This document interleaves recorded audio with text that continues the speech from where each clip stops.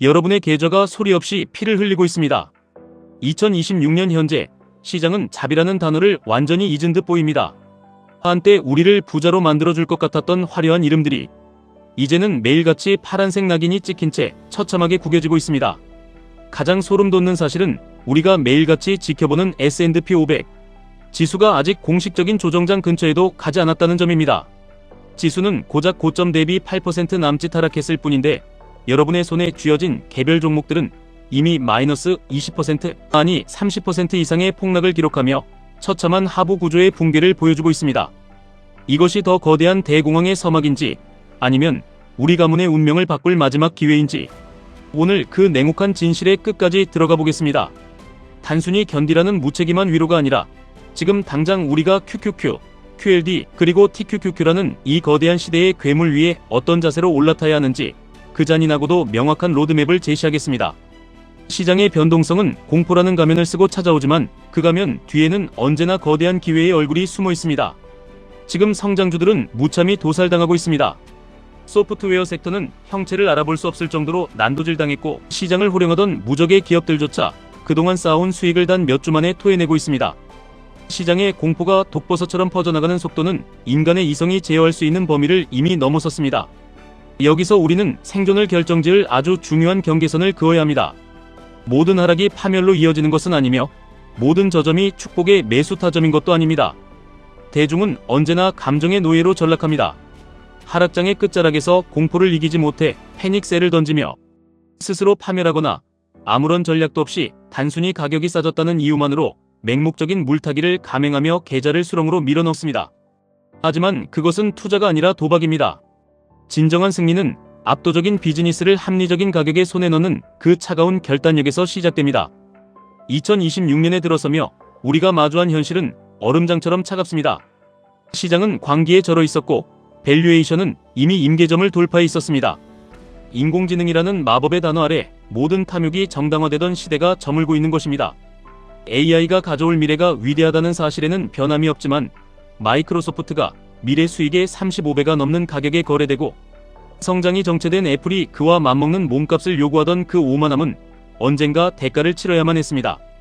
S&P 500의 지난 10년 평균 멀티플이 18배 수준임에도 불구하고 20배 중반을 우습게 넘나들었던 그 거품은 결국 누군가의 눈물로 채워질 수밖에 없는 구조였습니다.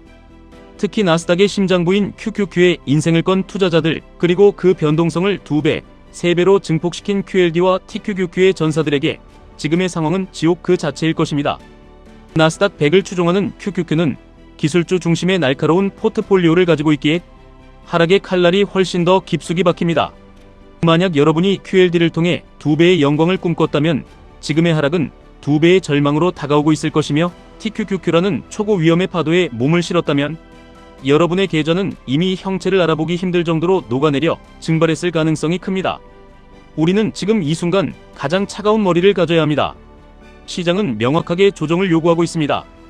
S&P 500 기준으로 아직 200 베이시스 포인트 이상의 추가 하락이 있어야 비로소 공식적인 조정의 마침표를 찍게 됩니다. 통계적으로 5% 하락은 매년 치르는 통과 의례이며 10% 수준의 조정 역시 거의 매년 발생하는 이벤트입니다. 2025년 3월의 조정 이후 정확히 1년 만에 시장은 다시 한번 우리에게 인내의 대가를 요구하고 있는 셈입니다. 그러나 이번에는 상황이 훨씬 더 고약합니다. 투자자가 가장 두려워하는 것은 악재가 아니라 앞을 내다볼 수 없는 불확실성입니다. 지금 우리는 전례 없는 불확실성의 불길 속에 던져졌습니다. 미국과 이란 사이의 전후는 국제 유가를 폭등시키고 있으며 이는 잠잠해지던 인플레이션이라는 괴물을 다시 깨우고 있습니다.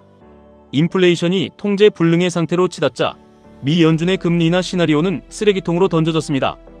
불과 몇 주 전만 해도 우리는 2026년에 달콤한 금리 인하를 꿈꿨습니다. 하지만 이제 시장은 금리 동결을 넘어 오히려 금리를 더 올려야 할지도 모른다는 공포의 시나리오를 써내려가고 있습니다. 2027년까지 고금리가 유지될 수 있다는 전망이 나오면서 저금리라는 산소호흡기의 의지에 성장하던 기업들에게는 사형 선고나 다름없는 압박이 가해지고 있습니다. 레버리지 상품인 QLD와 TQQQ는 고금리 환경에서 보유 비용이 기하급수적으로 늘어나며 변동성 감쇄라는 치명적인 독을 품게 됩니다. 금리 인하를 전제로 했던 모든 전략이 근본부터 뒤흔들리고 있는 것입니다. 아틀란타 연준은 여전히 2%의 성장을 말하며 위기를 부정하려 애쓰지만 불과 얼마 전까지 2.7%였던 예측치가 순식간에 붕괴하고 있다는 사실에 주목해야 합니다. 데이터는 거짓말을 하지 않으며 경제의 기초 체력은 빠른 속도로 소진되고 있습니다. 그나마 불행 중 다행인 것은 S&P 500의 선행 주가 수익 비율이 드디어 20배 아래인 19.9배로 내려왔다는 사실입니다. 2023년 10월 이후 우리가 그토록 기다려온 밸류에이션의 정상화가 비극적인 하락을 통해 이루어지고 있는 것입니다. 하지만 차트의 궤적은 여전히 잔혹합니다. S&P 500 지수가 생명선과도 같은 200일 이동평균선 아래로 추락한 지 벌써 5일째입니다. 이는 시장을 지탱하던 최후의 심리적 방어선이 처참하게 뚫렸음을 상징합니다. 이제 우리가 주목해야 할 마지막 보루는 6,360포인트입니다. 지난 1년간 수많은 공격을 막아냈던 이 성벽까지는 아직 1% 이상의 추가 하락 공간이 열려 있습니다. 그렇다면 이 아수라장에서 우리는 어떤 선택을 해야 하겠습니까? 가장 먼저 여러분의 포트폴리오를 차갑게 수술대에 올리십시오. 지금의 자산 배분이 여러분의 생존 본능과 리스크 감수 능력을 초과하고 있지는 않은지 뼈를 깎는 성찰이 필요합니다. 기초가 부실한 포트폴리오, 근거 없는 낙관론으로 채워진 계좌는 이 거대한 하락의 불길 속에서 가장 먼저 타버릴 땔감일 뿐입니다. 지금 우리에게 필요한 유일한 생존권은 오직 퀄리티라는 이름의 방패입니다. 엔비디아의 숫자를 보십시오. 620억 달러라는 천문학적인 현금을 손에 쥐고 부채는 고작 110억 달러에 불과한 이 기업은 전쟁터의 요새와 같습니다. 경제가 무너지고 불황의 파도가 덮칠 때 기업을 살리는 것은 화려한 프레젠테이션이 아니라 현금이라는 혈액입니다. 1000억 달러에 가까운 자유현금 흐름을 창출하는 이런 괴물 같은 기업들이야말로 우리가 절망 속에서 찾아야 할 유일한 구원입니다. 지금 같은 시기에 이름도 모를 잡주나 투기적인 종목에 손을 뻗는 것은 스스로 무덤을 파는 행위입니다. 저는 철저히 퀄리티의 요새로 숨어들고 있습니다. 지난 몇 년간 포모에 휩쓸려 매그니피센트 7의 꼭대기에서 춤을 추던 이들에게 지금의 하락은 재앙이지만 현금을 쥐고 때를 기다려온 자들에게는 축제입니다.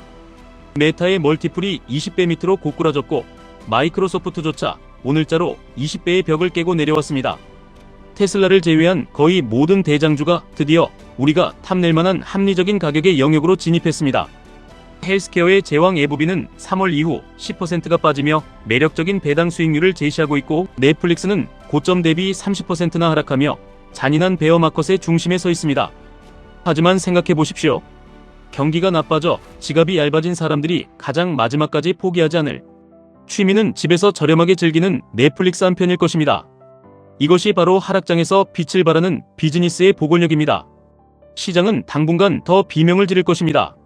중동의 포성이 멈추지 않고 금리의 향방이 안개 속에 갇혀있는 한 반등의 실마리를 찾기는 쉽지 않을 것입니다. 그러나 투자자로서 명심하십시오. 압도적인 세계 1등 기업들이 합리적인 가격이라는 옷을 입고 우리 앞에 나타났을 때 공포 때문에 이를 외면하는 것은 여러분의 미래에 대한 배신입니다. 한꺼번에 모든 것을 걸지 마십시오. 시장의 바닥을 맞추려는 오만을 버리고 조금씩 아주 조금씩 지분을 확보해 나가는 분할 매수의 예술을 실천해야 합니다. 만약 종목을 고를 안목이 부족하다면 ETF라는 거인의 어깨 위에 올라타십시오.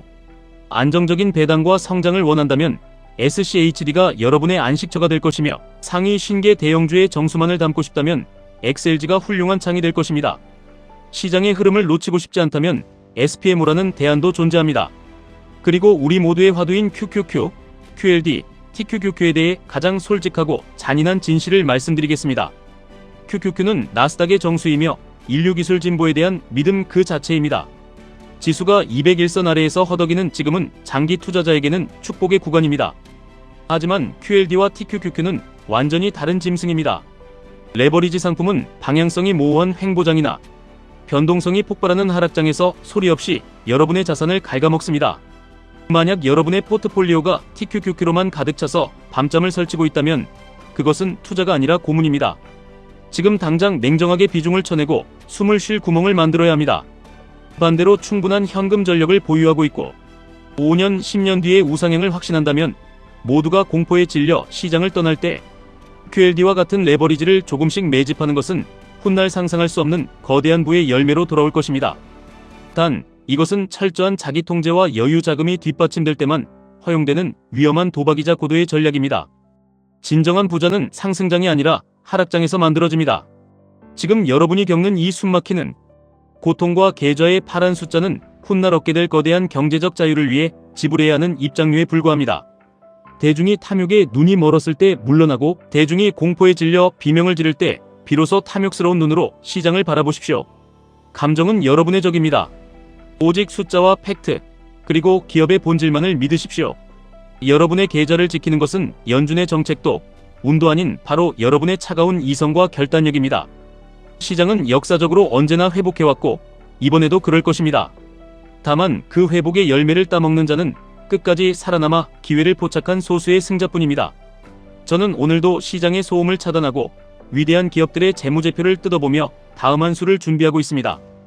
여러분도 부디 이 잔인한 폭풍우를 견뎌내고 마침내 찬란한 햇살이 비치는 승자의 언덕에 서시길 진심으로 응원하겠습니다. 지금까지 1분 투자 하이젠버그였습니다.